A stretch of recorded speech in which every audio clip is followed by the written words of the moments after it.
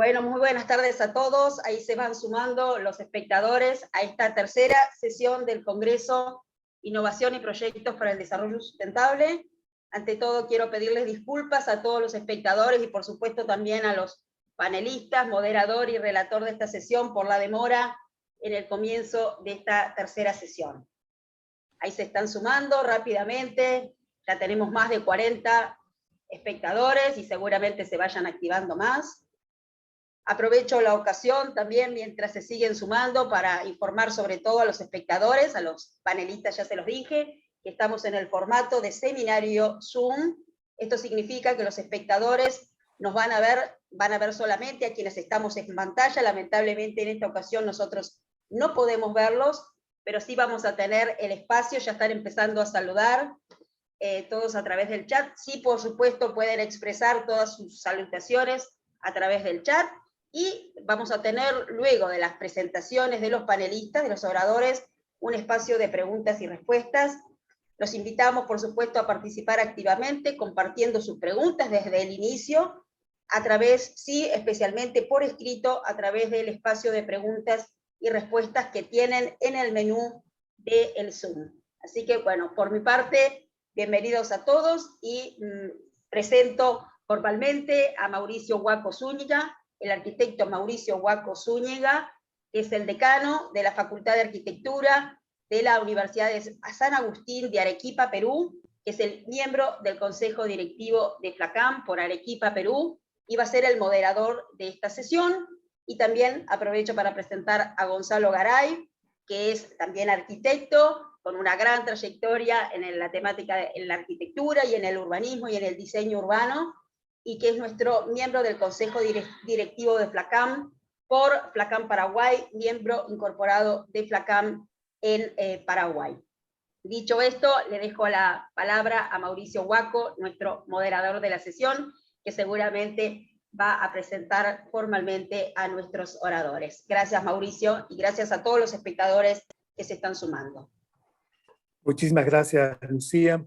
Un reiterado saludo a quienes me acompañan aquí en esta sala, invitados de lujo, a Rubén, a Jordi y a Joseph, y obviamente me acompaña como relator Gonzalo Garay, un viejo amigo de FLACAM. Efectivamente, estamos ya iniciando esta tercera sesión del Congreso de Innovación y Proyectos para el Desarrollo Sustentable, Nuevas Perspectivas, en Red para Cátedras UNESCO, que va a tener como temas centrales desarrollo urbano, sostenibilidad y escala local.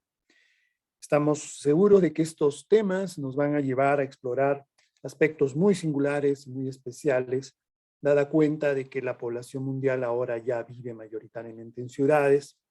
Entonces serán las ciudades aquellos centros que van a generar mayor cantidad de conflictos y atención mundial, sin que esto signifique que las zonas extraurbanas tampoco dejen de recibir estos impactos. También seguramente vamos a conversar sobre esta dualidad entre la globalización y la localización como una nueva mirada para poder revertir este fenómeno que parece un tanto desbocado. Igualmente, seguramente vamos a conversar sobre cómo distinguir mejor aspectos de desarrollo urbano versus crecimiento urbano, porque existen algunas percepciones de que es mejor hablar de crecimiento y no de desarrollo, o al revés. También probablemente vamos a escuchar en nuestros expositores unas reflexiones sobre las demandas sociales en torno a ecosistemas urbanos, probablemente referirnos a esas demandas perversas que nos obligan un poco a aceptar que las ocupaciones territoriales en áreas de riesgo no es un buen negocio para las ciudades. Probablemente también vamos a discutir y explorar algunos aspectos vinculados a lo que es la exclusión socioespacial y cómo dentro de estos territorios urbanos existen estos estratos, estas diferencias, y cómo poder resolver mejor procesos de inclusión socioespacial. Seguramente también vamos a reflexionar sobre estas modalidades perceptuales de lo que es la inteligencia artificial y este discurso de ciudades inteligentes, cómo así esta tecnología puede ayudarnos a resolver algunos problemas o de pronto también crear otros todavía insospechados. y también quizás ver reflexiones finales en torno a cómo esta pandemia nos ha hecho volver a mirar las ciudades de una manera distinta y por qué algunos plantean regresar a la normalidad cuando de pronto esa antigua normalidad debe constituir una anormalidad, es decir, regresar a lo anterior, que era congestión, tráfico, contaminación, no es normal. Yo creo que esta pandemia debe habernos dejado muchas lecciones, muchos retos, muchas reflexiones, y estoy seguro de que quienes me acompañan ahora en la sala van a poder exponernos con mucha claridad estos y otros temas asociados. Sin más dilación, vamos a empezar con nuestro primer invitado, el doctor Jordi Morató, quien nos acompaña desde España casi a medianoche, a quien reiteramos un cordial saludo, de quien vamos a decir que es director de Cátedra UNESCO de Sostenibilidad en la Universidad Politécnica de Cataluña. Jordi cuenta con más de 20 años de experiencia en investigación, educación, gestión de proyectos, en desarrollo humano sostenible, relacionados con varios recursos, especialmente agua, suelo y biodiversidad, además de temas de economía circular y el desarrollo comunitario participativo a escala local y regional, de los cuales Jordi ha trabajado intensamente en los 15 últimos años a nivel internacional. Jordi es doctor en microbiología por la Universidad Autónoma de Barcelona, coordinador de Cátedra UNESCO en Sostenibilidad en la Universidad Politécnica de Cataluña, es director ejecutivo del programa Resurbe de la misma RECNET, que es también del cual es fundador, y director de la red de oficinas de UNICOSOT. El foco principal de las investigaciones de Jordi se centra en el campo de la calidad del agua, tecnologías apropiadas para la potabilización de agua, tratamiento de aguas residuales, la gestión sostenible del agua, incluyendo la gestión, la adaptación al cambio climático, la resiliencia, la economía circular y la realización de proyectos de investigación y capacitación financiados a nivel internacional. También debemos indicar que ha participado en más de 80 programas de investigación y capacitación financiados por fondos internacionales, ha sido expositor en diversas estancias, cursos, seminarios, talleres en países como Colombia, México, Argentina, Chile, Perú, Cabo Verde, Senegal, Reino Unido y Estados Unidos. Ha realizado más de 60 publicaciones científicas de divulgación, incluyendo revistas científicas como libros, comunicaciones en congresos. Es además evaluador de 22 revistas internacionales y es miembro asociado del Bradford Center for Sustainable Environments en la Universidad de Bradford. Es también consultor de la Agencia de Andalucía y la Agencia Nacional de Evaluación de Prospectiva. Además, consultor en el Instituto Nacional de Ciencia y Tecnología de Brasil, consejero titular del Consejo Directivo FLACAM, representando a la Universidad Politécnica de Cataluña, Cátedra UNESCO de Sostenibilidad, nodo incorporado de FLACAM en España. Sin más que decir, le damos el uso de la palabra a nuestro primer invitado, Jordi Morató. Tienes el uso de la palabra. Adelante, Jordi. Muchísimas gracias. Gracias por invitarme. Bueno, felicidades por el congreso y por todo, por el precongreso, por el postcongreso y todo lo que se está desarrollando desde FLACAM, ¿no? Quizás comparto una presentación. Yo quería desarrollar básicamente en esta charla de hoy. A ver si se ve la presentación grande. Sí, se ve. Adelante. Perfecto. Sí. Hablar un poco sobre centrar la atención sobre la emergencia climática, ¿no? Y cómo podemos conseguir realmente una transición de nuestros sistemas urbanos y de nuestras ciudades para conseguir, obviamente, adaptarnos a estos cambios que ya tenemos hoy en día. Y para ello queríamos hablar también de cómo desarrollar una gobernanza local regional con también todas las bases sobre economía circular, ¿no? Para ello todos sabemos que tenemos una agenda internacional que conocemos muy bien para desarrollar esta transición a la resiliencia urbana, que tiene las tres grandes patas del Acuerdo Climático de París, la nueva agenda urbana que ya se presentó hace años en Quito, en Hábitat 3, y los Objetivos de Desarrollo Sostenibles, ¿no? Pero venimos de una emergencia sanitaria venimos de una pandemia que nos ha afectado obviamente a todo el mundo y estamos en plena emergencia climática. Este es un artículo que presentamos los últimos meses, un artículo bastante nuevo, desarrollado por los principales climatólogos del mundo, donde habla de unos escenarios realmente bastante graves de aumento de la temperatura, ¿no? Sobre todo que, como podéis ver, afecta a todo el sur del planeta, ¿no? Por tanto, frente a estos escenarios, ¿nuestras ciudades están preparadas? Es evidente que no. Hay todo el efecto de isla de calor que va seguramente a ser obviamente mucho más fuerte y que tenemos una población en riesgo evidente, población mayor de 75 años, población que tenga pobreza energética, que podrá verse afectada de manera importante, ¿no? Por otra parte, esta intensificación del ciclo hidrológico que está generando el cambio climático en muchos lugares está produciendo fenómenos climáticos y eventos extremos en los cuales el agua tiene un impacto realmente bastante dramático, ¿no? Si vemos en este caso el tamaño de las esferas nos indica la gravedad del problema y podéis ver cómo en la parte de arriba de color gris veis que las inundaciones, estos son datos bastante recientes del 2018 que desarrollamos a partir de un informe para la División de Aguas de la UNESCO y vemos más de 100 millones de personas afectadas solo en un año por inundaciones, con unos costes económicos realmente de más de 30 billones de dólares, ¿no?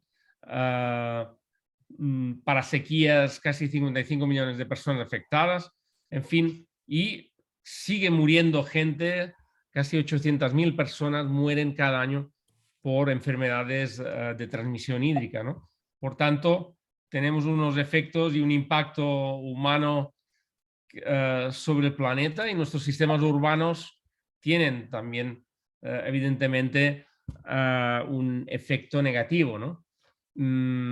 A pesar que los datos no son concluyentes, gran parte de las emisiones de gases de efecto invernadero provienen de las ciudades que hasta ahora hemos tenido básicamente un modelo territorial que básicamente se expande para explotar los recursos y que entra en conflicto con los servicios ecosistémicos que nos proporcionan los propios ecosistemas, ¿no?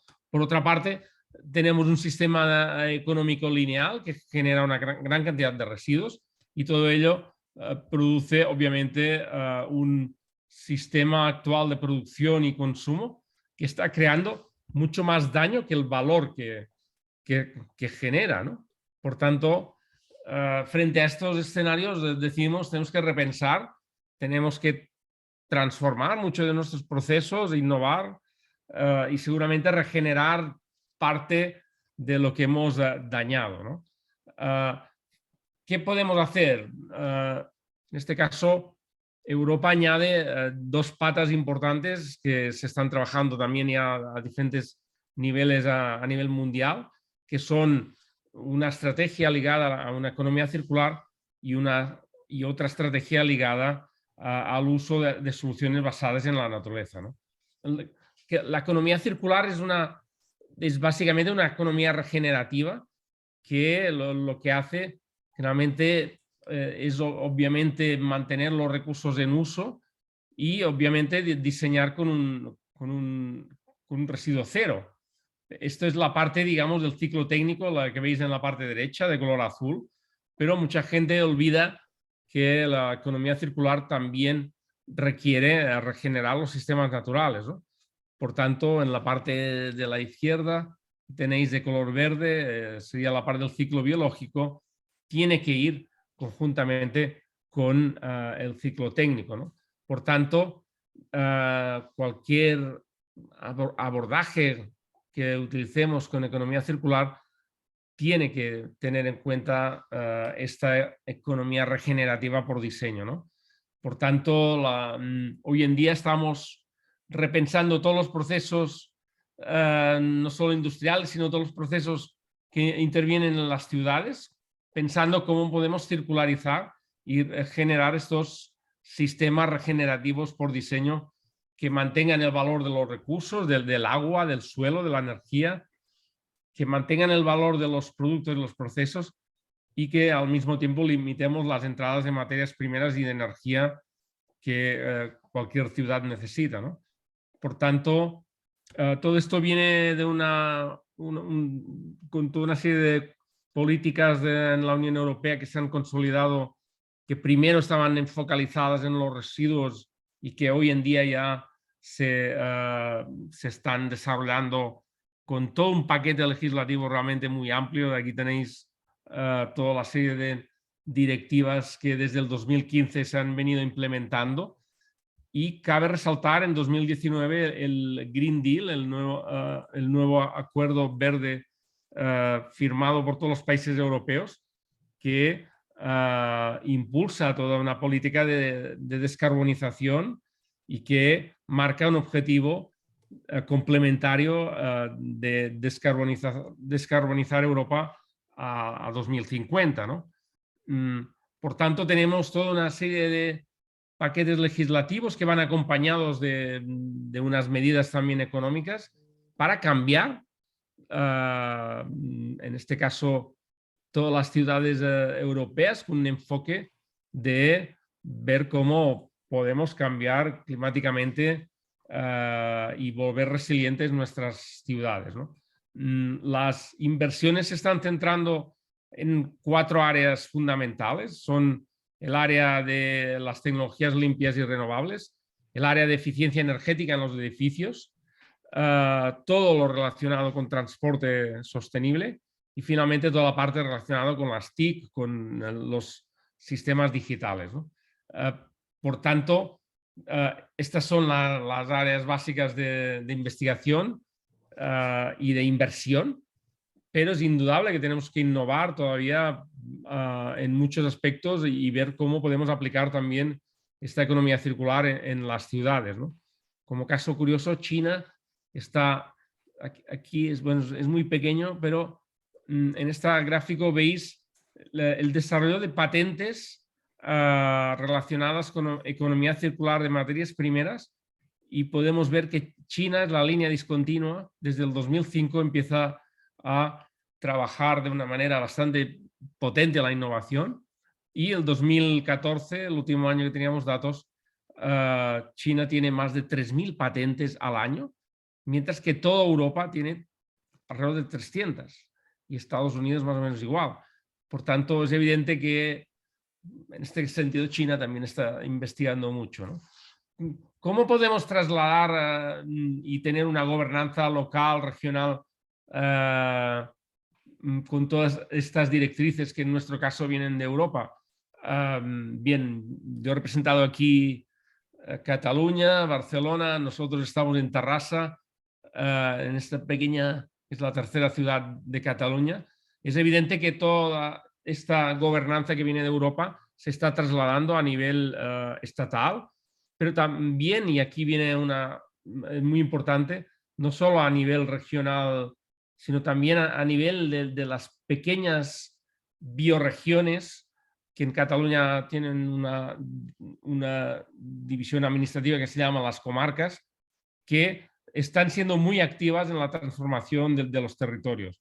Por tanto, en este sentido, hablar de que las ciudades tienen una también estructuración en estas comarcas que están ayudando en parte de manera importante a esta transición a uno de los procesos como es la transición a la economía circular.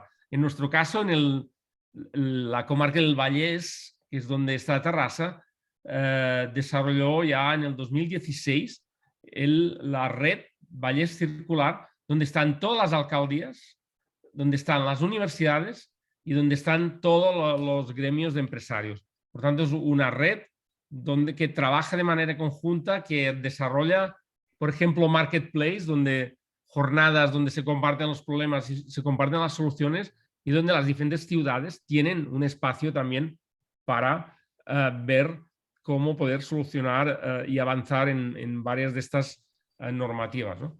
Un aspecto muy importante es el tema del agua, obviamente es un tema del cual trabajamos y aquí también hay, no voy a entrar en detalle, pero hay toda una serie de componentes de una nueva cadena de valor del agua si queremos hacer una gestión circular, donde tenemos que tener en cuenta que los servicios de agua tienen que ser resilientes porque tenemos unos escenarios de falta de recursos hídricos, de aumento de temperatura que van a limitar mucho,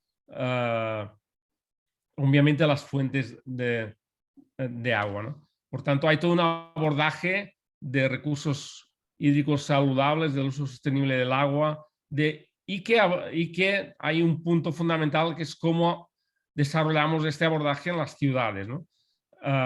Hoy en día, por poner un ejemplo, las plantas de tratamiento de aguas se van a convertir, en algunos países ya se están desarrollando, en biofactorías en las cuales se están aprovechando una gran cantidad de productos que hasta ahora no se aprovechaban, ¿no?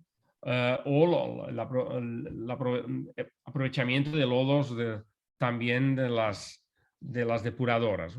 Y finalmente, en esta transición, recalcar un apartado importante: todas las ciudades necesitan alimentos y nos olvidamos muchas veces de la importancia de la agricultura, y podemos decir agricultura periurbana, pero en este caso la bioeconomía es un área muy importante. Por ejemplo, en Cataluña ya representa casi el 5% del PIB, con casi 200.000 puestos de trabajo, y que obviamente es un apartado importante donde se genera una gran cantidad de ingresos, ¿no? Por ejemplo, nosotros hemos trabajado con el sector forestal del corcho, sabéis que es importante en Cataluña, cómo reconvertir el residuo de corcho en corcho que se puede utilizar para tratamiento de aguas o que se puede generar energía. O también trabajamos con los cafeteros de Colombia, en este caso, cómo obtienen un producto que es un té, a partir de lo que antes era un residuo y que no se aprovechaba, ¿no? Por tanto, esa aproximación circular es importante y lo tenemos que tener en cuenta en todas las ciudades, cómo cambiar las ciudades. Pero el segundo aspecto es el relacionado con la biodiversidad, porque estamos actuando negativamente sobre la biodiversidad que nos genera nuestro bienestar. Por tanto, en este sentido, hay toda una línea que también la Unión Europea está potenciando sobre las soluciones basadas en la naturaleza, que que obviamente pues son soluciones que podemos aplicar de manera también eficiente y para solucionar gran parte de los problemas que tenemos hoy en día, ¿no? En un análisis que hicimos hace un año también para UNESCO, curiosamente analizando agua, ciudad, vimos que hay dos conceptos que se están trabajando muchísimo a nivel mundial, y que son el diseño urbano sensible al agua y las ciudades esponja. Como veis, estos son número de publicaciones, y veis que a partir del 2014 sube de manera espectacular a nivel mundial estos dos conceptos, ¿no? Por tanto, el diseño urbano sensible al agua, que no es nada más que intentar recuperar un balance hídrico más parecido a un ecosistema natural, donde facilitamos pues todo lo que sería la infiltración del agua, aumentamos la vegetación y por tanto aumenta la evapotranspiración.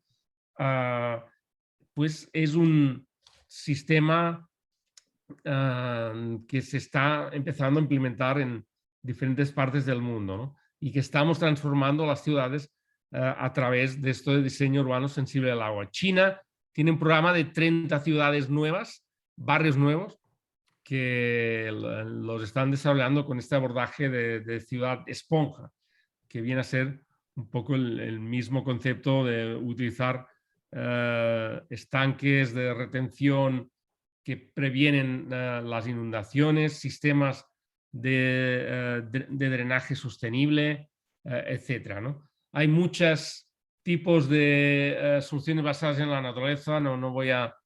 Aquí tenemos algunos pavimentos porosos, drenajes sostenibles, que podemos poner en zonas realmente pequeñas de nuestras ciudades, en zonas de parking alrededor, campos de fútbol que se convierten en zonas de infiltración cuando hay avenidas, y que aquí se pueden convertir en un campo de waterpolo durante un día. Pero en general la idea es aplicar estos sistemas también en las zonas altas donde se está generando el agua, ¿no? Este es un proyecto que desarrollamos en Colombia, en 9 municipios, donde la idea era cómo proteger las zonas altas de las cuencas hídricas desde donde se provee el agua a las ciudades. Por tanto, se recalca otra vez la importancia del abordaje regional, local, y que no podemos tener nuestras ciudades aisladas, sino que tenemos que pensar, obviamente, si hablamos del agua en esta cuenca hidrográfica, ¿no? Y voy terminando. Obviamente todo ello teniendo en cuenta la biodiversidad, la importancia de la biodiversidad para la salud. Cada vez tenemos más datos que indican que una mayor exposición a un verde urbano es beneficioso para la salud, y Barcelona ha lanzado un programa bastante ambicioso de convertir 21 calles de l'Eixample, de la zona central de Barcelona, en calles verdes con diferentes diseños, pero obviamente con limitación de tráfico, con arborización, con pavimentos porosos, etc., ¿no? Y bien, podemos aprender del pasado. Aquí termino con unas pocas diapositivas, pensando que obviamente los humanos hemos estado históricamente adaptándonos a cambios ambientales, ¿no? Históricamente, hoy en día decimos que hemos desarrollado unos sistemas socioculturales y técnicos y ambientales, lo que llamamos SETs, que son obviamente parte de un conocimiento de adaptación ligado a un territorio, ¿no? Hay también hoy en día toda una línea, incluso de gente que está trabajando en este conocimiento ecológico tradicional, que viene de parte del conocimiento indígena, y nos estamos inspirando hoy en día en sistemas realmente espectaculares que nos pueden aportar mucho en esta adaptación climática de nuestras ciudades, como el sistema hidráulico CNU, el sistema hidráulico más grande que se conoce a nivel mundial, y esta es una foto hecha en 2020 con un dron de un sistema original CNU, desarrollado de 400 a 600 años antes de Cristo, y que es un sistema multifuncional, donde veis que todavía sigue funcionando a pesar de la antigüedad, y es un sistema que convertía el problema del exceso de agua en una zona que se inunda periódicamente cada 6 meses en una ventaja, porque cuando había las inundaciones, con esta estructura en camellones podían cultivar en la parte de arriba y podían tener peces, y cuando venía la estación seca podían seguir cultivando con parte del sedimento que teníamos. Hoy en día hemos perdido este conocimiento, pero por ejemplo también es una de las líneas de investigación más potentes, lo que llamamos el nexus cuádruple, cómo cultivar o tener el mismo número de alimentos con el mínimo de agua, el mínimo de energía y el mínimo impacto en los ecosistemas, ¿no? Esto lo han conseguido. Este es el único ejemplo que hay a nivel mundial de una réplica del sistema CNU hecha en un lugar donde no había camellones. Lo han hecho unos agricultores y pescadores de Purísima en la zona, en Córdoba, Colombia. Han hecho una réplica exacta y están viviendo en un sistema realmente espectacular, y pueden realmente tener unas entradas a partir de esta agroecología, ¿no?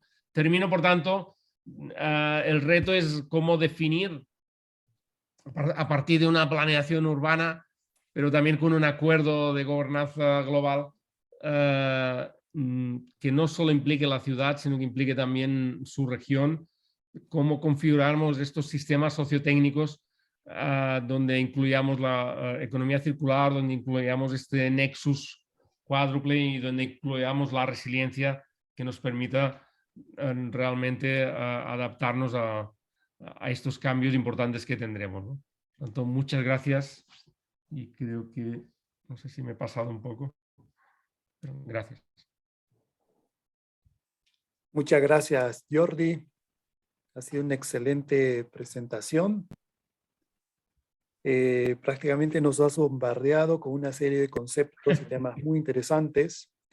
Creo que esto de la economía circular es muy importante, ya que esta economía lineal que impera es sinónimo de un metabolismo abierto, que genera muchos subproductos, un consumismo desmedido y obviamente un impacto ambiental gravísimo. Entonces creo que la reflexión es que debemos entender esta economía circular como un sinónimo de un proceso metabólico cerrado, mucho más eficiente, mucho más racional, y que necesitamos apostar por innovación, ¿no? Y el ejemplo chino es muy alentador en ese sentido y un reto para todos quienes estamos involucrados en el tema del mejoramiento de las condiciones de habitabilidad en nuestras ciudades a través de procesos innovadores.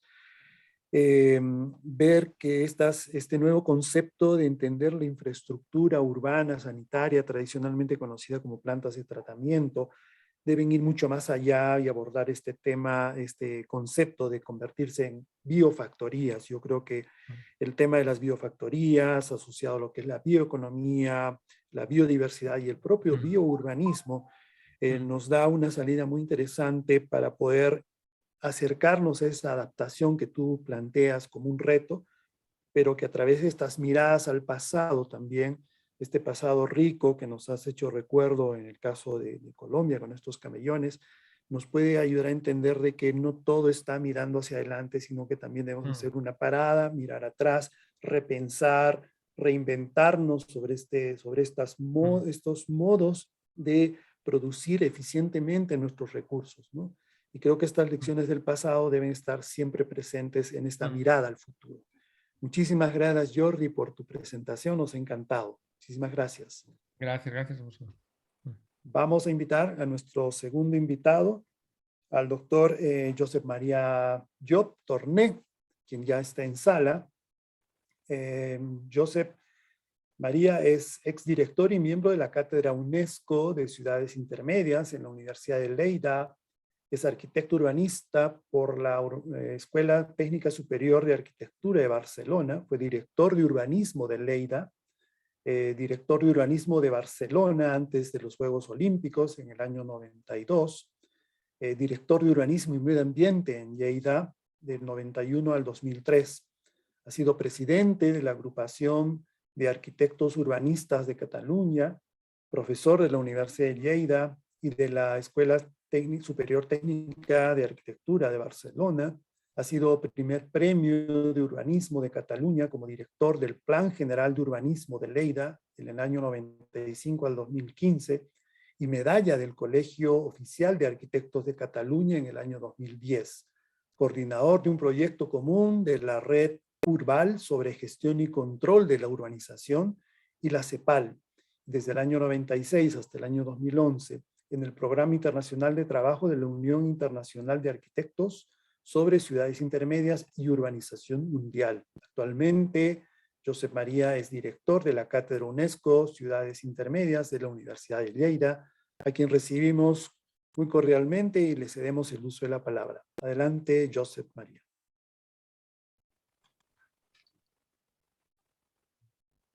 Bien, Mauricio, muchas gracias. Sí, tengo adelante. unas subidas y bajadas de sonido, ¿eh? Espero que ustedes me reciban mejor. Gracias, repito, por tu presentación y es un honor estar entre todos ustedes en el Congreso. Voy a intentar presentar unas diapositivas para sintetizar el sentido de esta Cátedra UNESCO de Ciudades Intermedias, Urbanización y Desarrollo, y luego apostar por 3 reflexiones conceptuales en el marco del título del Congreso. Voy pues a ello.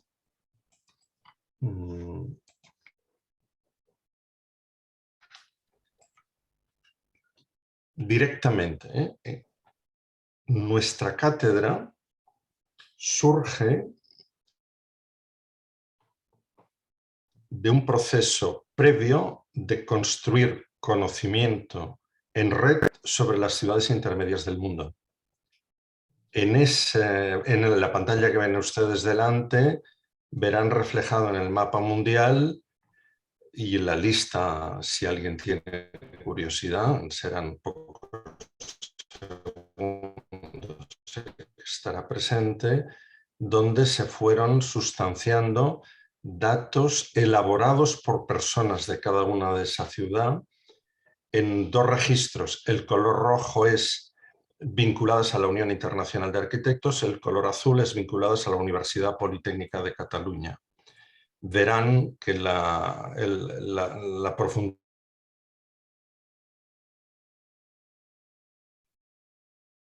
de conocimiento en el contexto de América Latina y del Mediterráneo es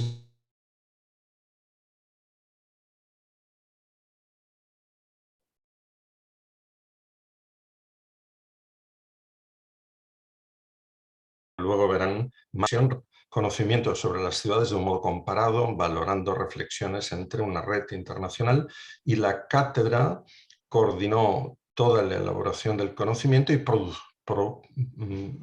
proyectó y produjo publicaciones, todas ellas de distribución gratuita y de un modo creciente en el número de las ciudades estudiadas o comparadas. Tienen delante imágenes que son suficientemente didácticas para entender lo que estoy diciendo y vean un poco la sintetización de las dos líneas principales de trabajo de la cátedra. Vean el 1 y el 2 en la parte final del texto, no se cansen ahora o quien tenga tiempo de leer la pantalla. El 1 dice: durante estos años se han producido, durante estos años de doble camino, primero construcción de conocimiento en red y desde hace 14 años Cátedra UNESCO, pues 10 artículos científicos y 12 libros, todos, repito, de distribución gratuita, de software libre. Y en segundo lugar, también paralelamente se ha utilizado una innovación metodológica que es cómo hacer urbanismo que se entiende, urbanismo sencillo llamado plan base, utilizando como método de formación, verán luego la extensión a nivel mundial de esta metodología de formación. De todo ello sacaré, he dicho en la parte final de mi presentación, conclusiones hacia el título del congreso. Vean a la izquierda solo los 45 cursos, faltan 3 para actualizar, realizados en los últimos 10 años. Vean en color verde África, el 30% de estos cursos se han hecho en África. Han abarcado la presencia y la formación de 1.587 personas. Faltan 3 por actualizar, que son en contextos latinoamericanos.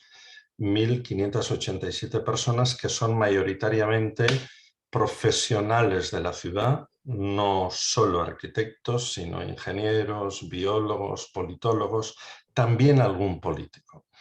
Estas dos vertientes del trabajo de la cátedra, es decir, construir conocimiento y difundirlo mediante publicación sobre las ciudades intermedias y qué rol pueden jugar en la urbanización y el desarrollo del mundo. Y en segundo lugar, bajar a la escala local, título de la sesión de hoy, mediante un método de planificación que se resume, vean a la parte inferior derecha de la imagen, un método de un plan que se resume en un plano.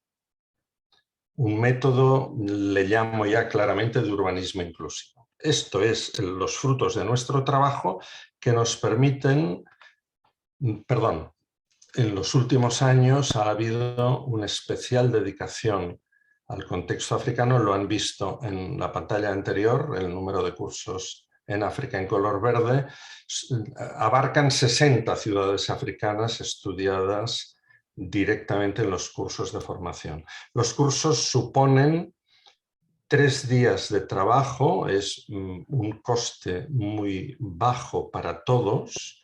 3 días de trabajo y la elaboración por los equipos locales de su propio plan base para su ciudad. Estos son los frutos, este es el foco que permite acercarse a tantas ciudades del mundo y este es el producto, el que yo aprecio más porque representó en una ciudad pobre del norte de Mozambique, con el equipo local, redactar en 3 días su plan base de urbanización y desarrollo. Vean arriba de la pantalla, es un método que integra los métodos tradicionales de planificación urbanística, espacial, a la izquierda, y de planificación estratégica o de desarrollo de proyectos de acción, a la derecha. Se integran ambos componentes y se reflejan y se resumen del modo gráfico que tienen delante. Piensen que hay 303 planes base en ciudades diferentes de todo el mundo, 60 en África. Piensen que no he actualizado los casi 60 en ciudades de Perú y Ecuador de los másters más recientes.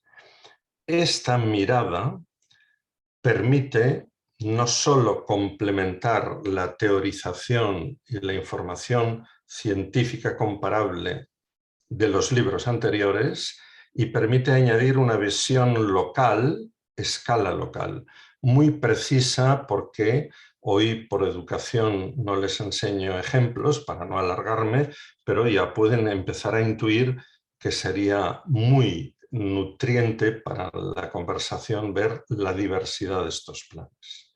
Dicho esto, hemos hecho esto, voy a proponer 3 intervenciones de reflexión sobre el título del Congreso.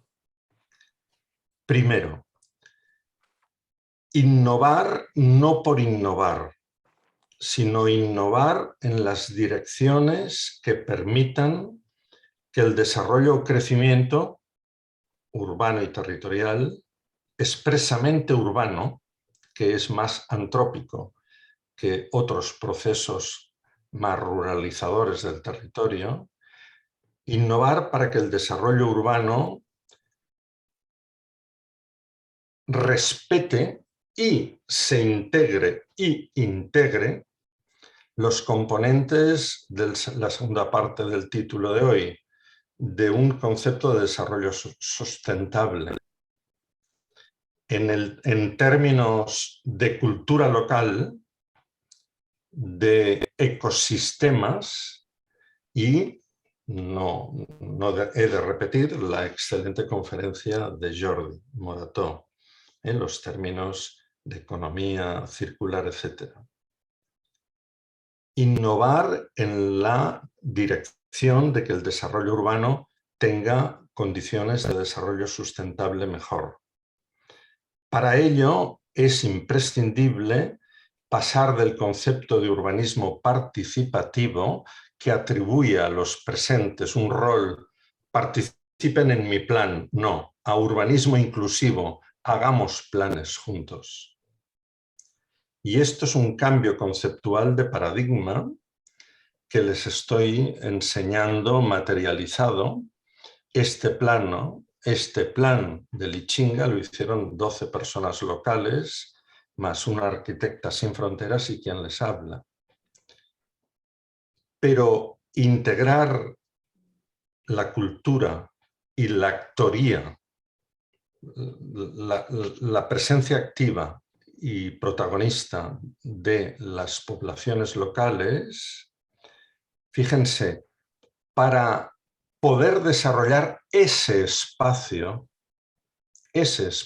urbano mejor. Les garantizo, tercer punto de mi reflexión, luego me centraré en el segundo, les garantizo que ver tantas ciudades, tantos lugares diferentes, les garantizo que el espacio existe y es claramente diverso. Hay una diversidad una diversidad urbana en el mundo, que tiene componentes topográficos, materiales, de la tierra, edafológicos, pero también culturales, de la vegetación que estas ciudades tienen, de los ritmos de vida y los colores y las bellezas en que son los edificios pensados, etc. Esto no está puesto suficientemente de relieve, yo creo, porque este sí que es un recurso, el espacio entendido como ecosistema de vida, el espacio urbano entendido así, es un recurso que les garantizo que seguro tienen todas las ciudades del mundo. Hay 503 ciudades de más de 1 millón, unas 9.000 de más de 50.000 y unas 150.000 de más de 10.000. No lo duden, si algo seguro tienen es poder tratar el espacio físico donde viven, lo llamado urbano o ciudad, porque es un recurso endógeno, propio de la comunidad. Puede que haya dinero o no, pero el espacio siempre está. El desarrollo urbano será sustentable si reconoce la diversidad urbana del mundo, que es mucho más patente en ciudades de escala y perfil intermedio que en grandes ciudades. ¿Por qué afirmo que es más patente la diversidad urbana en estas escalas intermedias y menores? Porque desgraciadamente, si he hablado de la parte positiva, la potente diversidad del número mayoritario de ciudades del mundo, esta es la parte positiva, viene la mala noticia. Son muchísimo más débiles en condiciones de economía que las grandes. No hay tanta inversión privada y menos presupuesto público que en las grandes. Pero eso genera que la forma de urbanización roture en un sentido negativo, roture menos el espacio urbano donde se asienta esa comunidad. Respeta básicamente por una menor capacidad de transformación, y yo deseo que el cambio cultural es que respete por un cambio cultural de paradigma y de empoderamiento, de asumir el concepto de desarrollo sostenible de la urbanización, que respete las condiciones espaciales de ese lugar. Sin duda, un elemento, Jordi lo acaba de enseñar con tu maestría y tu calidad, pero yo les voy a decir algo más. Sin duda, no se puede entender el espacio de una ciudad sin entender cómo corre el agua, si es que corre, si es que la hay.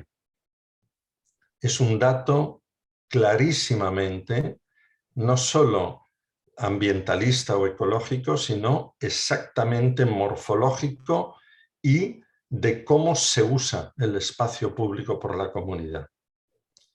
Mi reflexión es el desarrollo o el crecimiento, el desarrollo sostenible del mundo, los objetivos de desarrollo sostenible, no tendrán los resultados necesarios para los grandes retos, la pobreza, el cambio climático, el convertir el propio desarrollo en un mecanismo de riqueza, no de negocio. Sin duda no se podrá dar esta ecuación si no se toma conciencia que el espacio es el recurso principal de las comunidades y de las personas, expresamente significativo en el espacio urbano.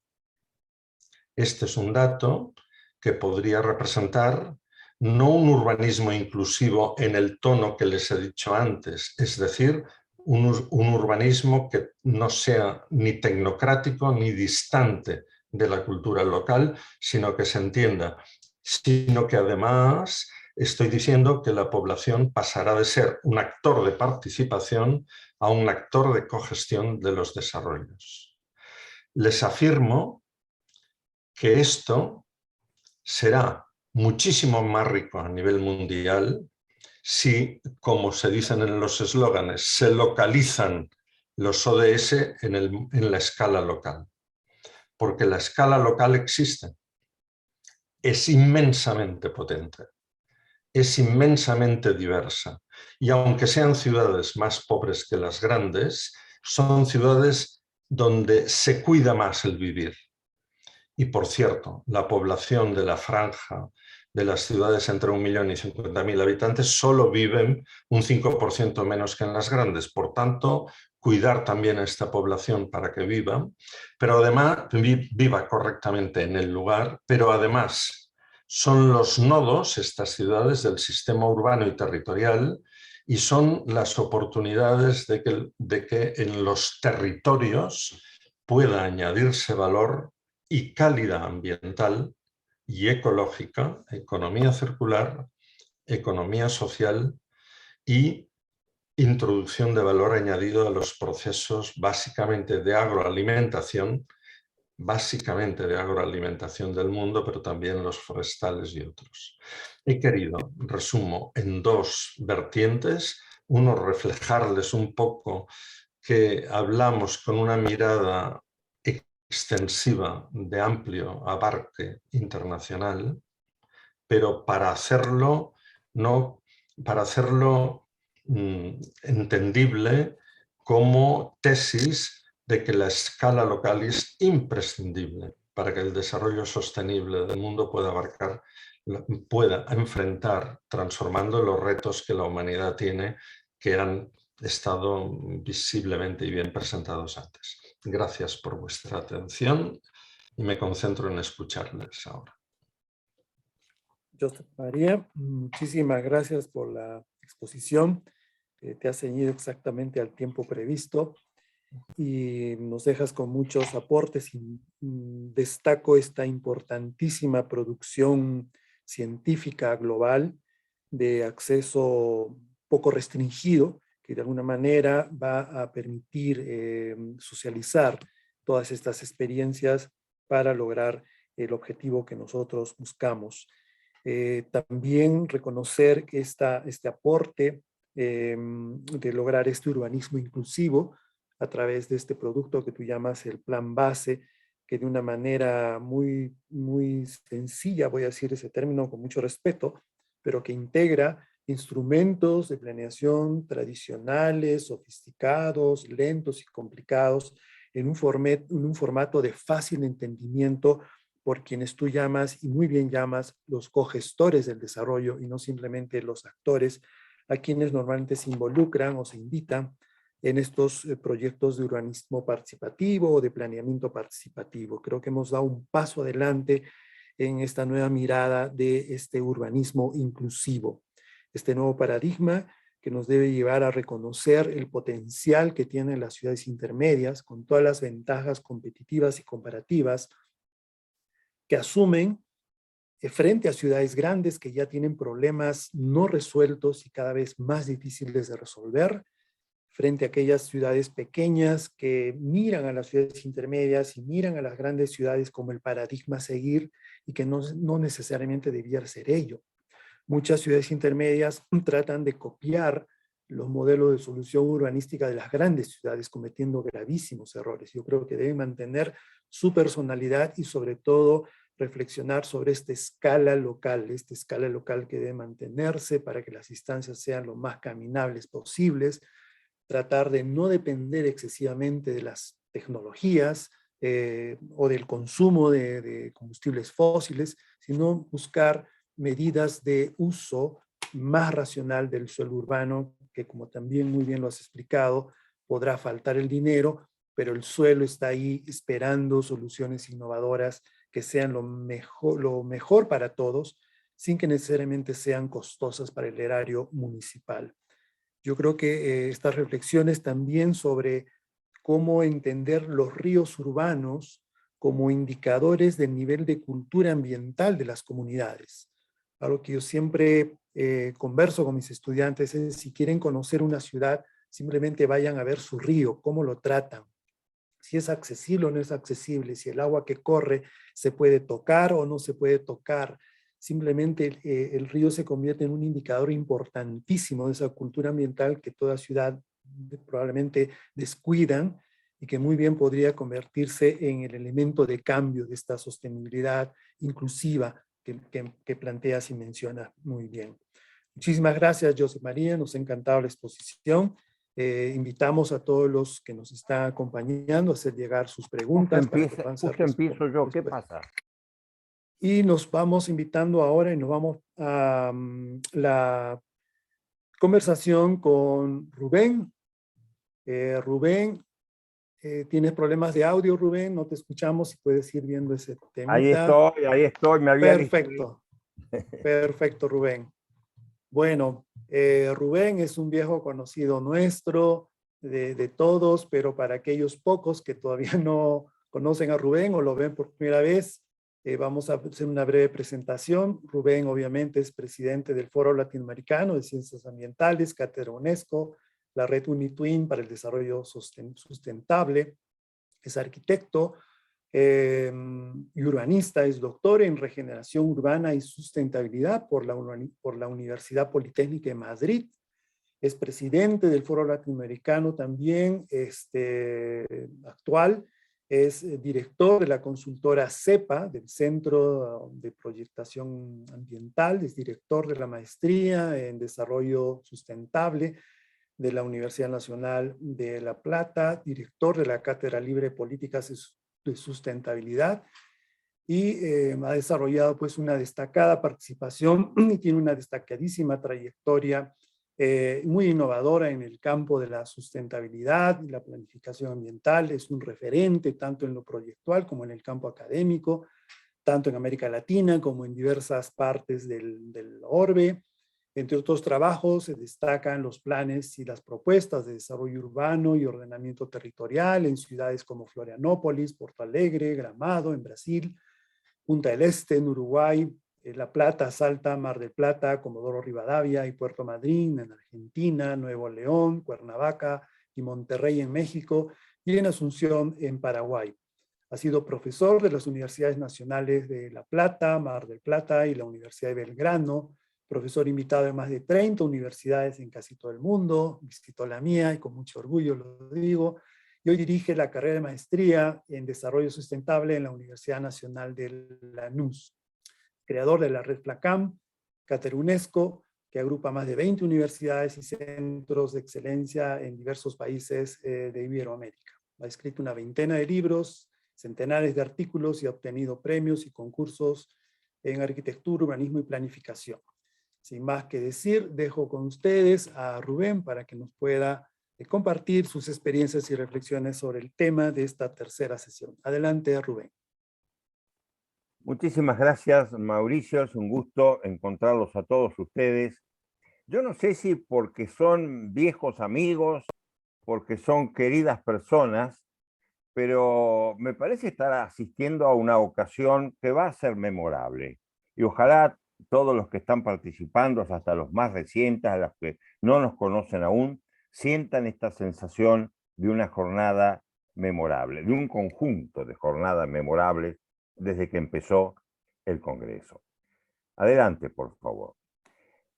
Yo acá tomé una decisión, acompañado por Lucía, que es primero hablar de qué es nuestra cátedra UNESCO UNITWIN. Atención, que es un caso especial. Somos desde el primer momento, 1995, en que la UNESCO nos invitó a hacer cátedra UNESCO en red, UNITWIN. Entonces es un caso bastante particular, que en este momento se abre aún más para invitar a todos los que están acá y otros que vendrán a hacer una red aún más amplia dentro de la extraordinaria y muy grande red de cátedras UNESCO del mundo. Entonces, ¿qué pensamos con Lucía? Que primero había que explicar por qué somos una cátedra UNESCO, qué queremos ser durante ya 25 años que lo somos, y donde nos hemos propuesto crecer mucho más o desarrollarnos mucho más, desde que en Montevideo hace 2 años hicimos el Congreso FLACAM más 30, y ahí en más empezamos a una secuencia que esperemos que siga con la ayuda de todos ustedes a FLACAM más 32, que es esta, FLACAM más 34, FLACAM más 36, y así sigamos. O le cambiemos el nombre y digamos ya no FLACAM, sino toda la red, más 34, más 36, más 38, etc. Pero, ¿en qué consiste nuestra cátedra? Adelante.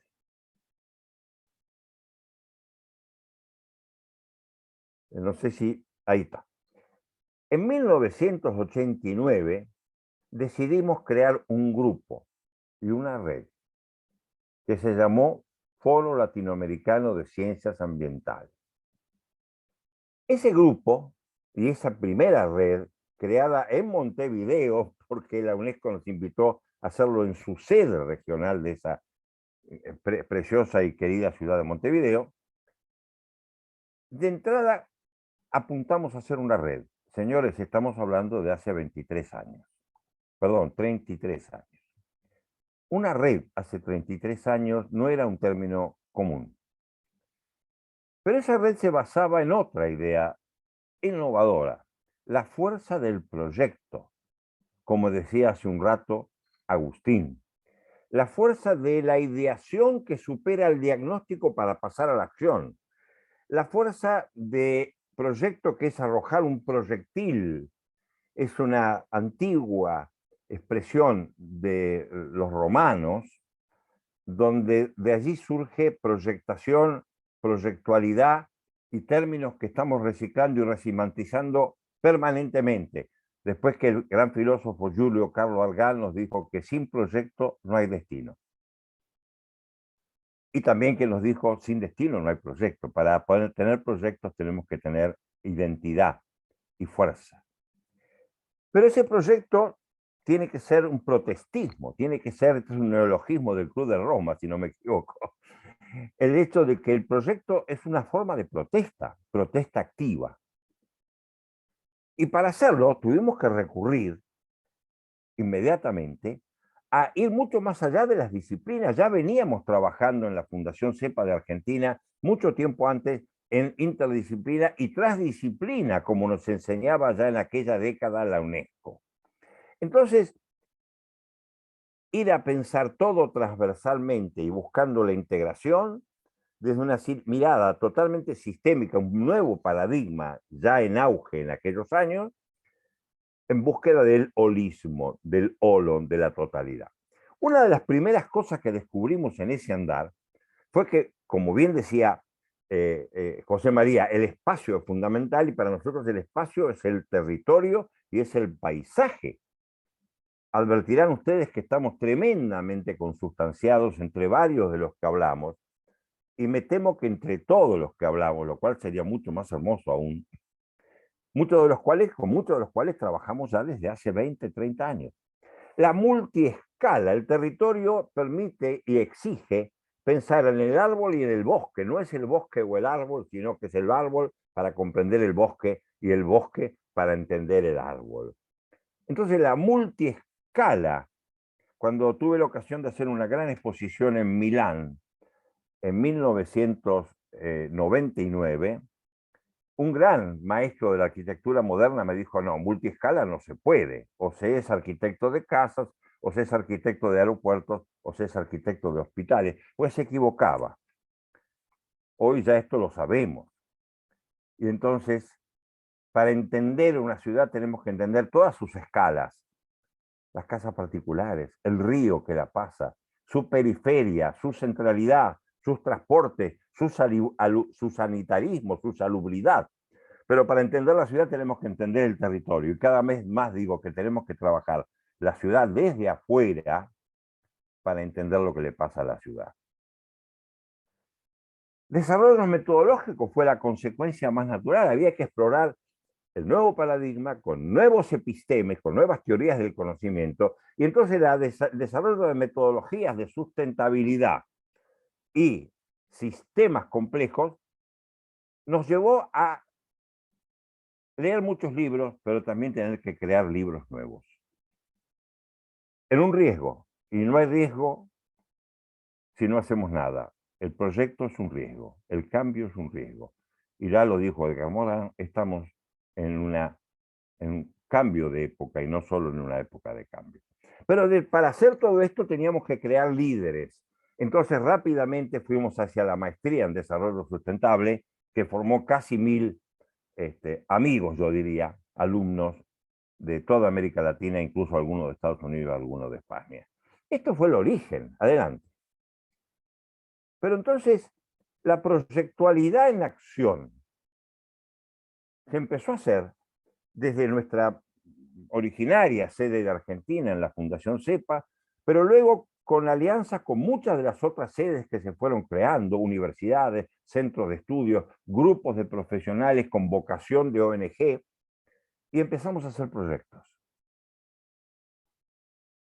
Y yo acá diría algo que creo que dijo Agustín hace un rato, ¿no? Para innovar sobre experimentación. Adelante. Lo hicimos en escala micro, esto que decía de la multiescala. Adelante. Y en la escala micro quiero recordar algunos proyectos preciosos, recientes y viejos, siempre de FLACAM, como el proyecto del pueblo mágico de Bustamante, en México, liderado por nuestro amigo Carlos Gómez, una maravilla del nuevo pueblo mágico basada en saberes, sabores y sentires. Y ahí tenemos casi la definición de una nueva sociedad, a la cual han aludido muchos de ustedes a través de distintas prácticas, de distintas disciplinas, de distintos momentos. Adelante. Pero también en la escala micro hicimos adelante, por favor, un desarrollo urbano absolutamente alternativo en la ciudad de Monterrey, Nuevo León, México. Un poblado, un nudo de centralidad, sin periferia, sin autos, todo peatonal, todo basado en consumo bajo de energía, todo basado en proximidad y contacto social, y ha sido un éxito también de mercado. Está hecho. Esto lo hicimos como consultora CEPA, Fundación CEPA de Argentina, miembro de FLACAM. Adelante. Pero también, porque la transdisciplina, adelante por favor, nos empezó a inundar por todos lados. Entonces vino la parte social fundamental y entendimos que en las sociedades que se fracturan, que hacen grietas, que se desunen, en este caso en Argentina, hicimos centros de encuentro, no pudimos encontrar una palabra mejor para nuevas plazas, nuevas ágoras, nuevos foros de ciudadanía, clubes de ciudadanía, dirigidos fundamentalmente a los más jóvenes, y esto fue una política de Estado del gobierno de la provincia de Chubut en Argentina. Adelante, y nos tocó hacerlo también como CEPA. Adelante, por favor. Pero la escala intermedia nos llamó permanentemente desde el primer proyecto. Adelante.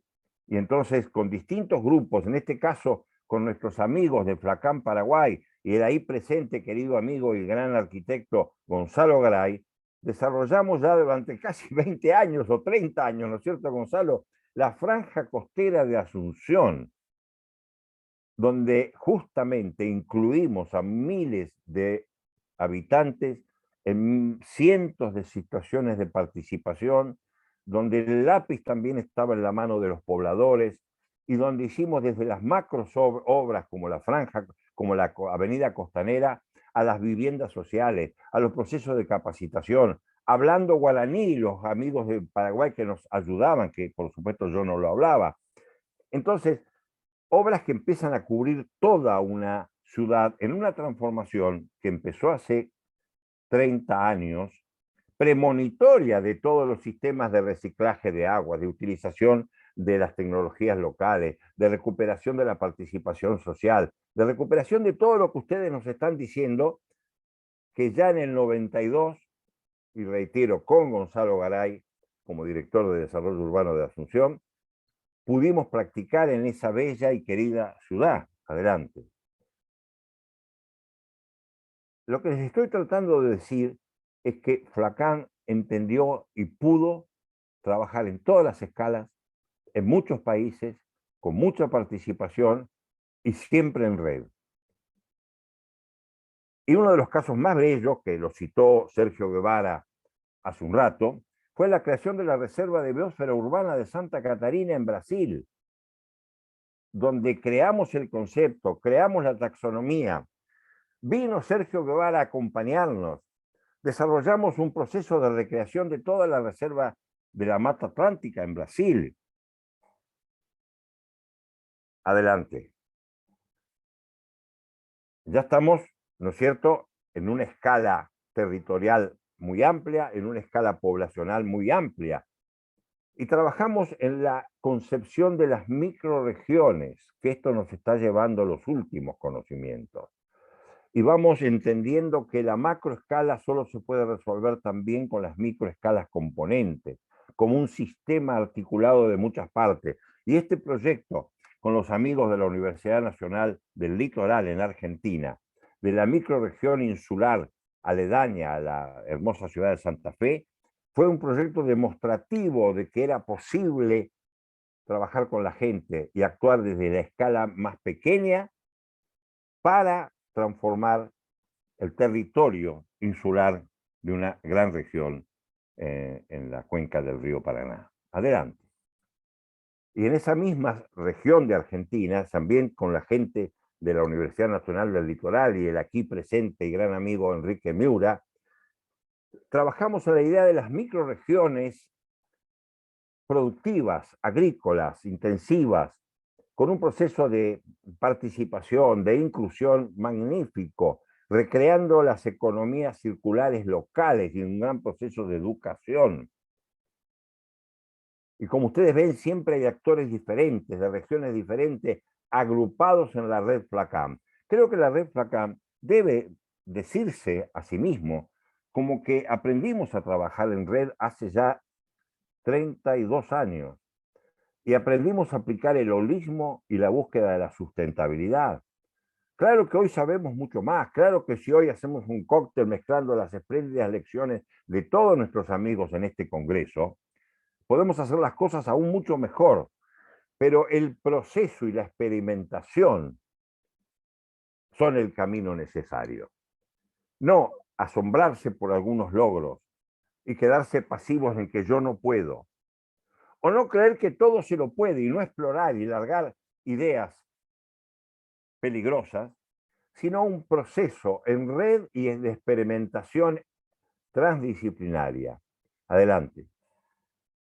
Y entonces estamos llegando, adelante por favor, a un caso magnífico como es la Reserva de Biosfera de Laguna Oca en Formosa, Argentina, con nuestra querida amiga Susana Furcans como directora, alumna y maestranda de FLACAM también. Como ven, es una red que se va enredando como un cariño empático compartido de conocimientos, saberes, sabores y sentires. Adelante. Acá estamos explorando entre todos, ahora vamos a la escala macro rápidamente, en un nuevo saber. Los mexicanos lo han llamado en algunos trabajos magníficos de filosofía, el sentipensar.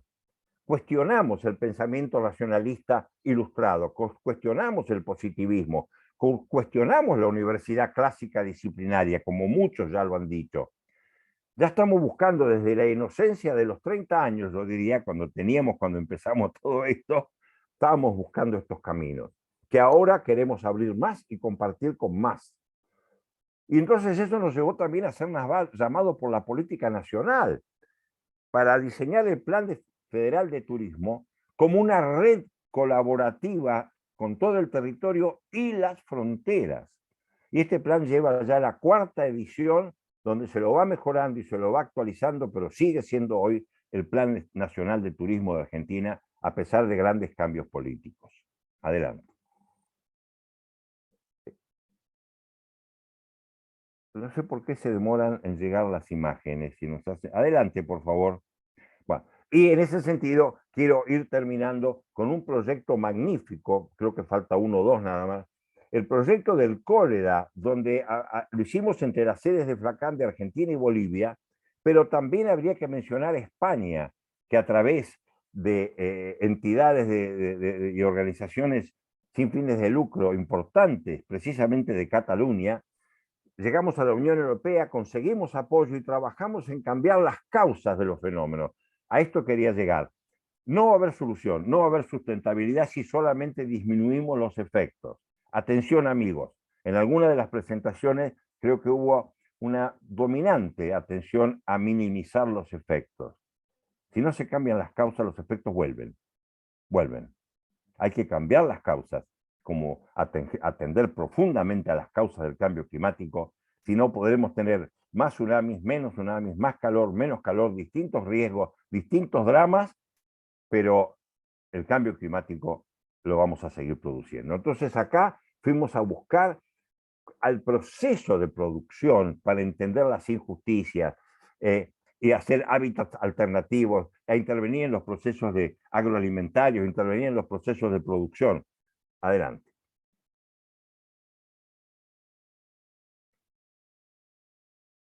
No sé qué pasa realmente, lo temo, lo siento.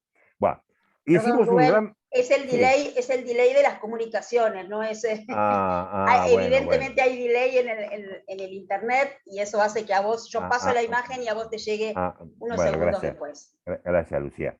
No, yo para no perder tiempo, ¿no?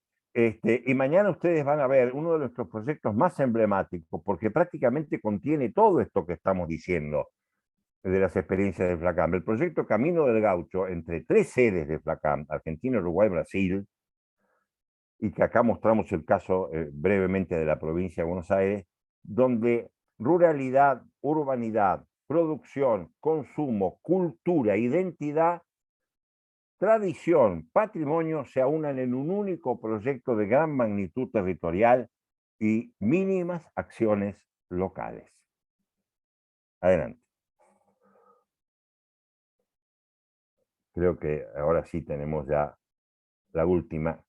Nos pareció muy importante mostrar este recorrido para mostrar que hemos trabajado con muchas de nuestras sedes, con muchas disciplinas, con múltiples organizaciones locales durante 32 años.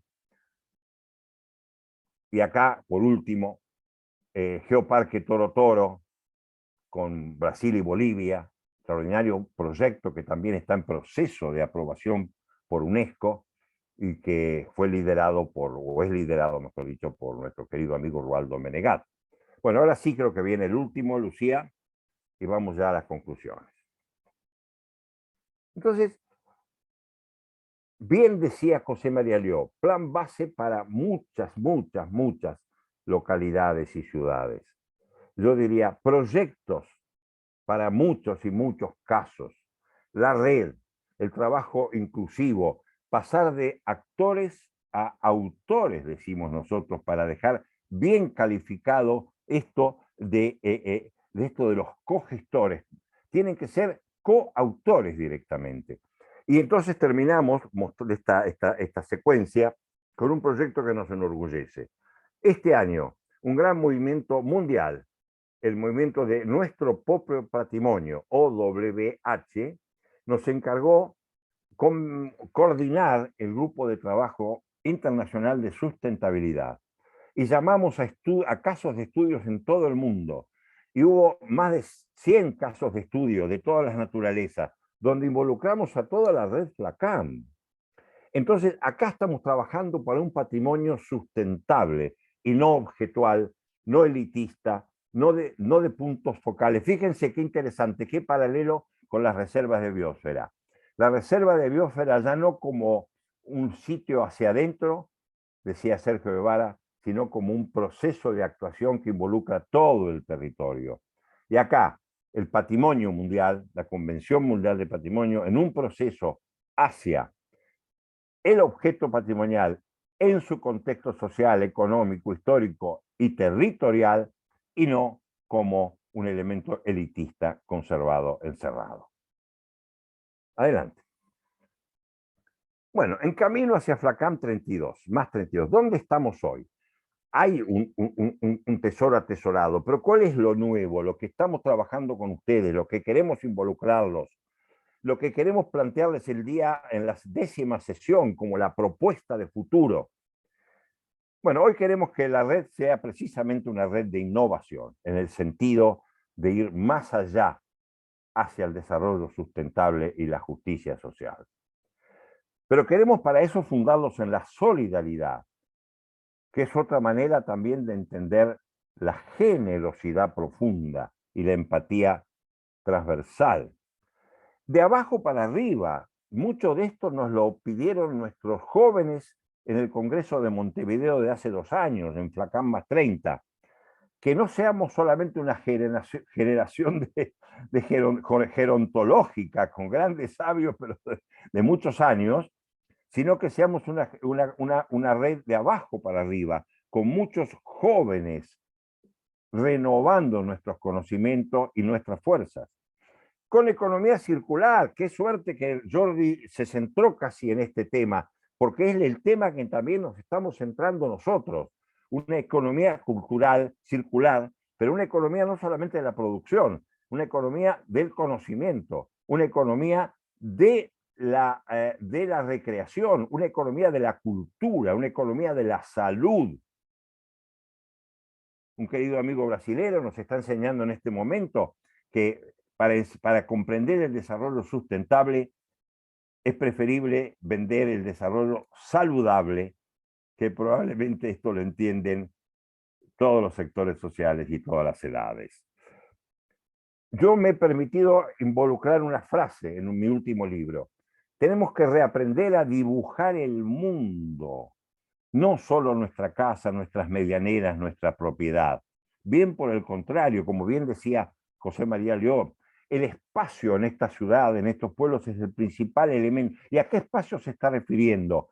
Fundamentalmente, me atrevo a decir, al espacio público, donde están los foros, donde están las ágoras, donde están las plazas, donde están los mercados, donde están las universidades, donde están las redes sociales. Hay que reaprender a dibujar el mundo como lo hacen los niños. Y para ello ya tenemos enseñanzas profundas, como esto de la sociedad de flujos cíclicos, que hace cíclica no solamente la economía, sino también las edades, donde los viejos también pueden enseñar a los niños, así como los niños enseñan a los viejos. Entonces estamos ya inmersos totalmente, comprometidos totalmente en esta nueva etapa, Flacán más 32, y con la invitación a 9 cátedras UNESCO para que trabajemos juntos. Adelante. Las próximas etapas de este congreso van a precisamente entrar en cómo podemos hacer esta red de innovación y ofrecerle a la UNESCO un escenario de cátedras más holístico, en una red de redes. Solidaridad, siempre más profundo, apoyo solidario para una creatividad entre todos, no solamente para una participación, y me permito sugerirte, José María, no solamente una cogestión, una creatividad entre todos. Lo he aprendido cuando un ciudadano de Asunción, inundado, excluido económicamente, me muestra su cédula de identidad y me dice: queremos ser ciudadanos igual que vos, y no subsidiado, no arropado por poderes extraños. De abajo para arriba, forjando una nueva autoridad sin autoritarismo. Y claramente en la economía circular, donde todo se recicla, todo vuelve al origen, hasta los viejos, donde el pensamiento es cíclico. Adelante. Acá están nuestras últimas frases prácticamente. Dibujar el mundo. Las figuras, primer plano, elitistas, el poder, se disuelven en un contexto común. El mundo es un paisaje para sustentar, como bien decían algunas de las primeras ponencias del día de hoy. Como bien dice Sergio Guevara, que ya es un maestro para todos. Todos debemos dibujar levemente el mundo. Es una metáfora de lo que hacen los niños, ¿no?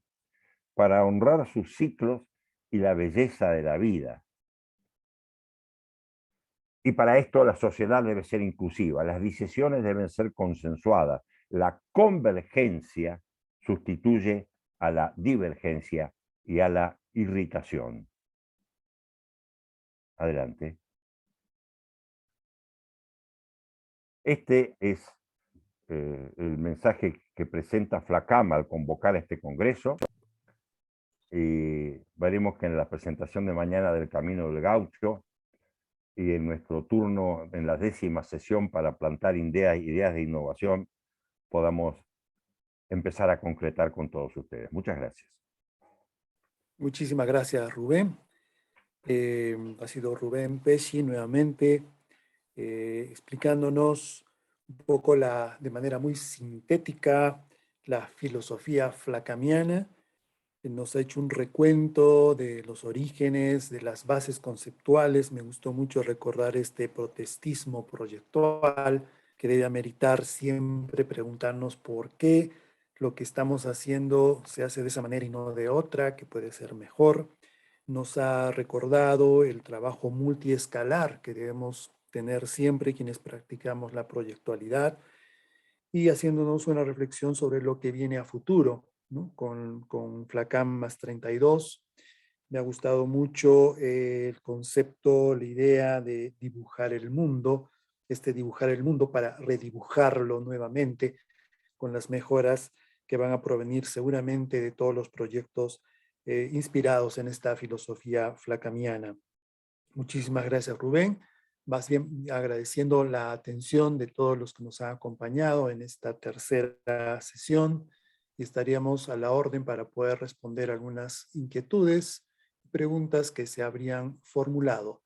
No sé si tenemos tiempo para eso, Lucía, o van a ser Aquí respondidas estoy. de manera interna. Bueno, no tenemos, por Adelante. ahora no tenemos ninguna pregunta, pero justamente estaba queriendo escribir en el chat. Los invitamos a si tienen alguna pregunta, quizás mientras alguno se anima, si te parece, Mauricio, podemos dar la palabra a Gonzalo Garay, nuestro relator, que seguramente también quiera compartir con nosotros algunas reflexiones. Y por supuesto, invitar a los espectadores a que hagan alguna pregunta si es que la tienen. Muy bien, muy bien. Sí, yo creo pertinente escuchar a Gonzalo. Gonzalo, los micros están para ti. Adelante. Hola, buenas tardes. Muchas gracias. No, yo muy brevemente me voy a permitir, tal vez lo que interpreté, tomar los elementos que tienen en común las tres presentaciones, y uno de ellos es la necesidad de contar con el proyecto. En el caso de José María le llama el plan base, pero en el fondo es un proyecto. En el caso de Jordi Morató le llama estas políticas muy deseables que se están instalando en la Comunidad Europea, ¿verdad?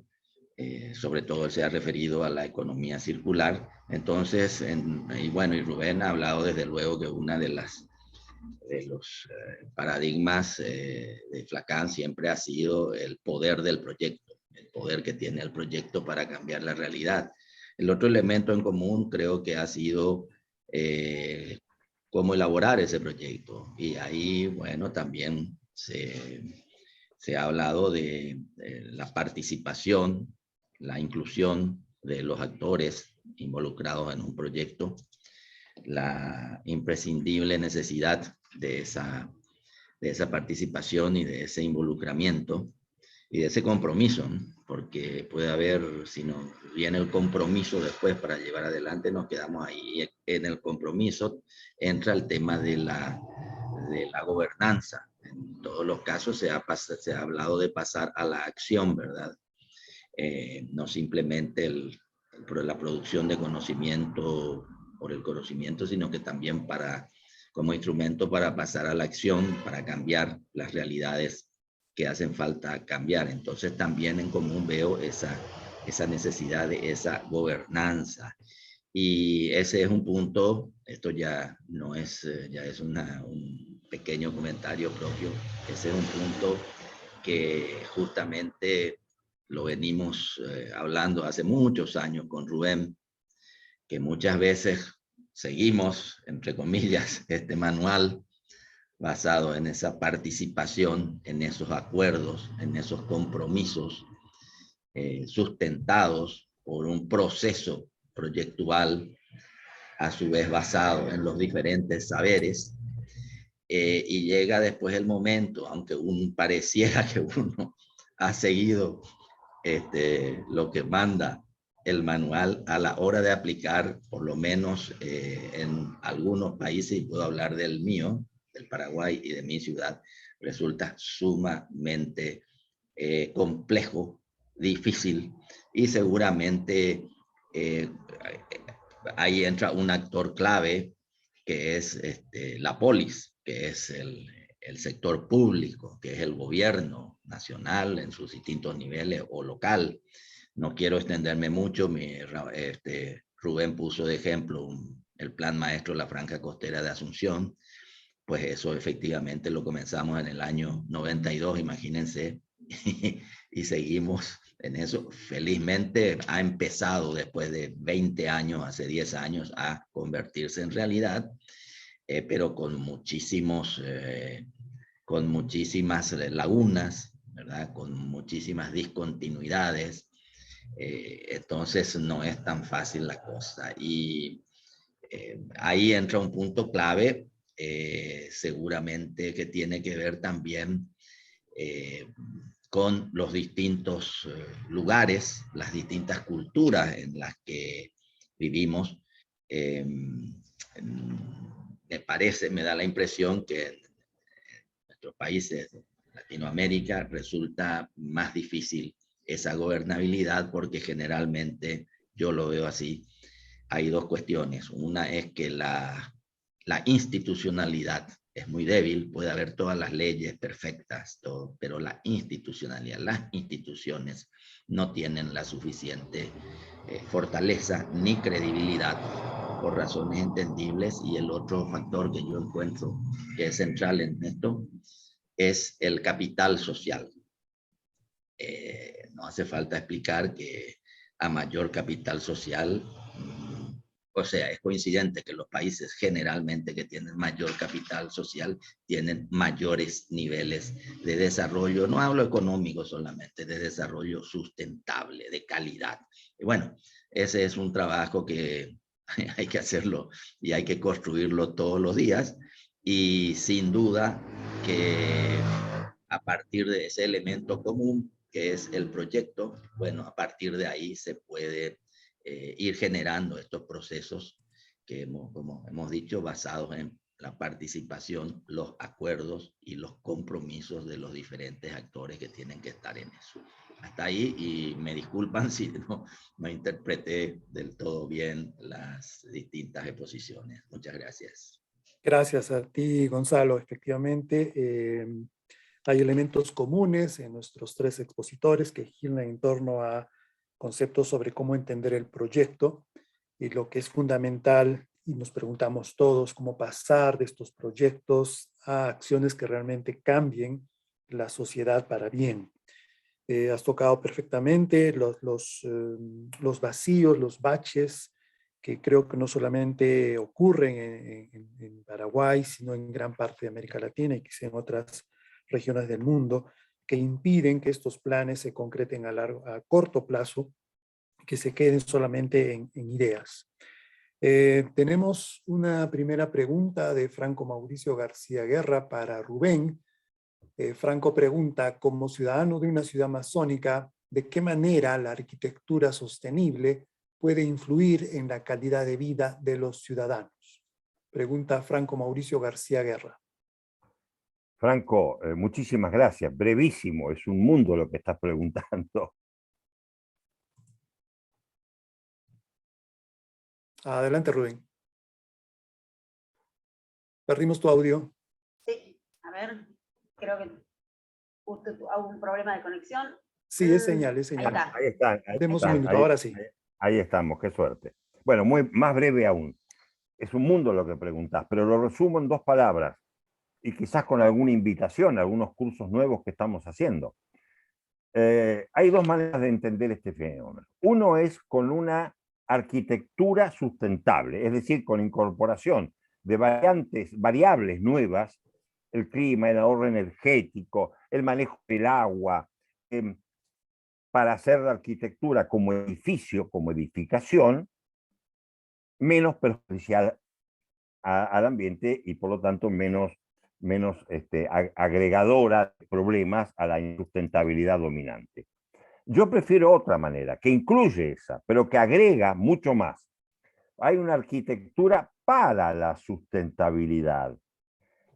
Sepamos diseñar arquitecturas territoriales, arquitecturas urbanas en gran escala, que ya hagan nacer el territorio con un dibujo sustentable. Esto es otra cosa. Esto incluye el urbanismo, esto incluye la planificación, esto incluye el manejo de energía. Algo así como si para trabajar en un caso nos juntamos José María, Jordi Morató, Sergio Guevara, yo, ustedes. ¿Qué es lo que estamos proponiendo en definitiva, como lo van a ver en la 9ª sesión? 9ª o 10ª, no me acuerdo bien, una de las últimas. Cambiar la práctica, trabajar convergentemente y no disciplinariamente y separadamente. Pero esto da para mucho, mi amigo. Así que acordate, aunque sea de esto, hay una arquitectura sustentable que incorpora variables necesarias para que el edificio no sea una insustentabilidad más. Y esto es bueno, esto es bueno. Pero hay que ir mucho más allá, porque además si ese edificio está mal localizado, tiene un programa inconveniente. Me decía una vez mi maestro Sergio Los, no hay que ser proyectistas de un puente entre dos campos de concentración. Hay que ser proyectistas del bosque, donde todo forma parte. Espero haberte repetido. Muchísimas gracias, Rubén. Vamos a ver si hay una segunda pregunta de José Endo. Pregunta abierta para quien desee, pero todavía no formulada la pregunta. No, está un poquito más arriba, Mauricio. Yo te ayudo si querés. Ah, ya, José, por favor. Sí, ahí está. José Endo dice, por favor, comentarios. Ah, perdón, lo leo yo si te parece. Por favor, comentarios sobre los desafíos de este momento de aparente fortalecimiento de conservadurismos extremos. Pregunta abierta para quien desee tomar la posta. No sé quién voy a quiere decir una responder. cosa muy breve. Yo digo una cosa muy breve. Y es metafórica, pero también es real. Algunos movimientos de nuevas libertades aparecen siempre cuando los imperios se están autodestruyendo. Creo que es un momento de oportunidad con innovación y proyectos. Gracias, Rubén. Yo creo que hay un desafío. Quiero responder, ¿eh? Adelante, Joseph. Es evidente que hay concentración de capital y poder. Quiero señalar, muy vinculado al rol de las grandes ciudades en el mundo, pero esto no es ahora desviar el comentario, sino el sentido de apoyar la calidad de vida de un espacio habitable que es de todos y que no es solamente urbano. El discurso de la urbanización no puede ser autista de que el mundo tiene una dimensión planetaria donde los espacios de vida superan el espacio de las ciudades. Pero hay una regla común, la condición humana. Los conservadurismos son muy potentes porque se apoyan y se transmiten desde centros de consumo que el capital le funciona de las grandes ciudades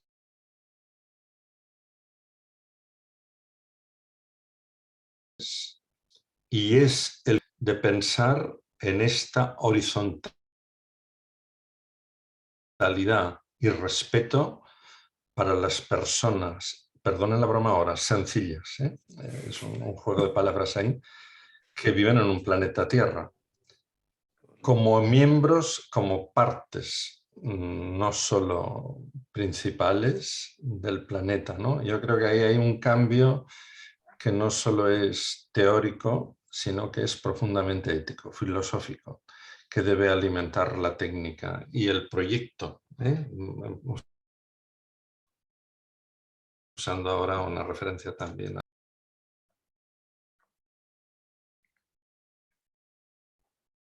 Gracias, Josep. Tal vez Jordi quiera aportar algo final. Tu micro, Jordi, por favor. Gracias. No, decíamos que obviamente cuando hay situaciones de cambio siempre se genera un miedo, ¿no? Hay el ejemplo de Detroit, ¿no? Que es paradigmático de cómo una ciudad frente a una gran crisis, en este caso la industria del automóvil, pues pasa de 3 millones, creo, a 700.000 y la respuesta de los trabajadores fue quemar los carros Toyota, ¿no? Pero la respuesta real ha sido la actual. Hoy en día Detroit es uno de los centros más innovadores del mundo en agroecología, porque la gente que ha quedado ha tenido que buscar una subsistencia y es seguramente, he escuchado que el 75% de los alimentos se generan dentro de Detroit. Claro que el modelo urbano es diferente, ¿no? Pero que hay mucho espacio, pero es decir, que el 75% se sostenga con alimentos hechos en la ciudad es un cambio realmente importante.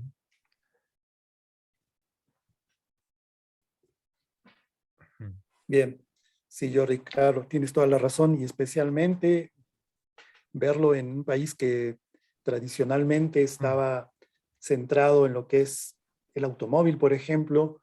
Ahora ya se pueden ver importantes cambios en el transporte sostenible. Ya es común en algunas ciudades ver transporte público eficiente, lo que se consideraba un transporte para ciudadanos de segunda clase.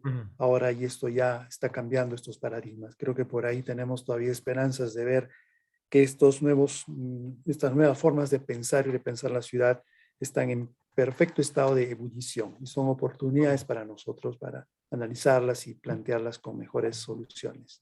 Muy bien, muchísimas gracias a todos ustedes. Quiero agradecer a todos quienes nos han acompañado en esta tercera sesión, a Jordi, a Josep, a Rubén. El apoyo de Gonzalo y Lucía han sido importantes, así que nos vamos contentos con muy buenas lecciones aprendidas. Esperamos que todos nos continúen apoyando en esta sesión siguiente. A todos ustedes, muy buenas tardes, muy buenas noches. Nos estamos viendo en otra oportunidad. Cuídense y muchas gracias. Gracias, Mauricio, Bien. Jordi, Gonzalo, Bien. José María, Rubén y por supuesto a todos los espectadores. Gracias. También por el trabajo realizado en toda esta jornada de hoy. Los Gracias invito a todos y todas. a sumarse Gracias. a las sesiones Gracias. de mañana y el día viernes. Muchísimas gracias Exacto. a todos y muy buenas noches. Muy buenas noches. Gusto, Cuídense. adiós. Adiós. Buenas noches, Chao, buenas chao. noches a todos. Chao, chao. Buenas noches.